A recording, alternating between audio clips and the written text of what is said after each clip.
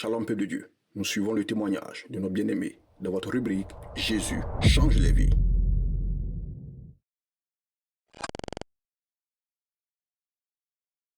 Shalom, shalom, peuple de Dieu. Je m'appelle Kwadjo Konan Stéphane. Et en tout cas, avant, il traversait un moment difficile. Donc, je suis allé voir un marabout.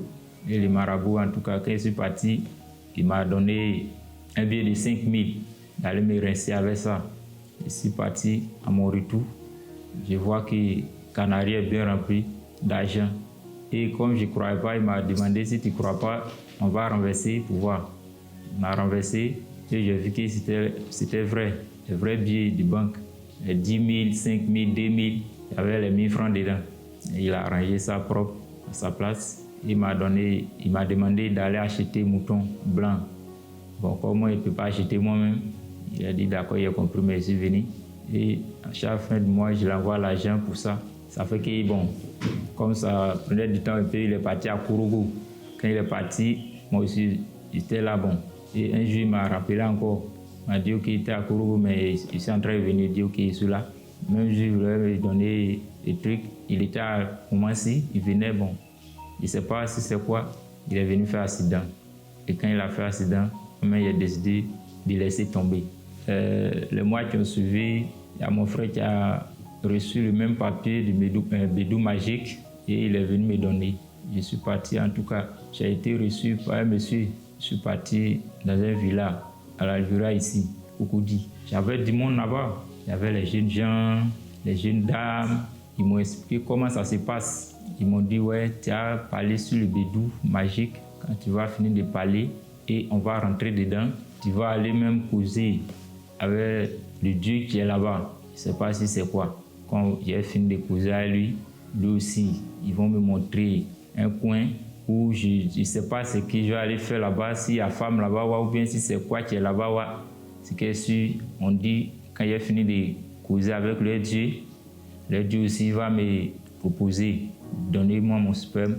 Et quand j'ai fini de donner, je vais sortir avec beaucoup d'argent, les billets de banque. Et quand il a fini de dire ça, il dit ok, il a compris. Et j'ai fait sortir mon téléphone. J'ai fait semblant comme s'ils sont en train de m'appeler. Et quand j'ai fait sortir, je suis sorti au dehors ici. Et il m'a suivi. Quand on est sorti, bon, il m'a demandé, tu dis quoi? Il dit non, il ne peut pas faire. Il dit pourquoi? Il dit non. Il dit ok, si c'est comme ça, parce que je dois partir, donc je reviens demain samedi. Il m'a dit non, on ne travaille pas les samedis, que c'est du lundi au vendredi. Il a dit ok, il n'y a pas de problème. Donc il m'a demandé mon nom, j'ai donné un autre nom. Donc il a dit ok, comme tu ne crois pas, il y a un jeune qui va sortir tout à l'heure, tu vas voir ce qu'il a gagné. Et les jeunes sont sortis avec un gros sac comme ça. Quand il est venu, il a déposé, il dit ouvre. Quand j'ai regardé dedans, j'ai vu que ouais, c'est les billets de banque qui sont dedans. Il dit tu vois, il est venu matin. Ce matin, il a fait ça et puis il a reçu ça, il s'en va avec ça. Ce que j'ai oublié de vous dire, quand je vais finir de causer avec leur Dieu aussi va me proposer. C'est vrai qu'il va me donner de l'argent, mais il va me proposer aussi. Moi, je ne sais pas c'est quoi il va me proposer. Mais ils ont dit, ils vont m'appeler.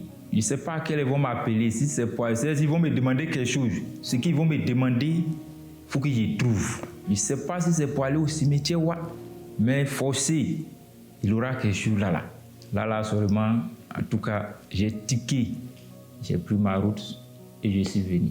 Mais quand je suis venu, le même vendredi soir, je suis venu, mais je ne pourrais pas dormir parce que c'est comme si c'est une attaque. Ils sont venus sur moi. Et j'étais là quand 5 h du matin. 5 h là. Attends, j'ai écouté les radios. J'ai un nom de Dieu. Il prêchait donc. Quand il a donné son numéro, j'ai appelé.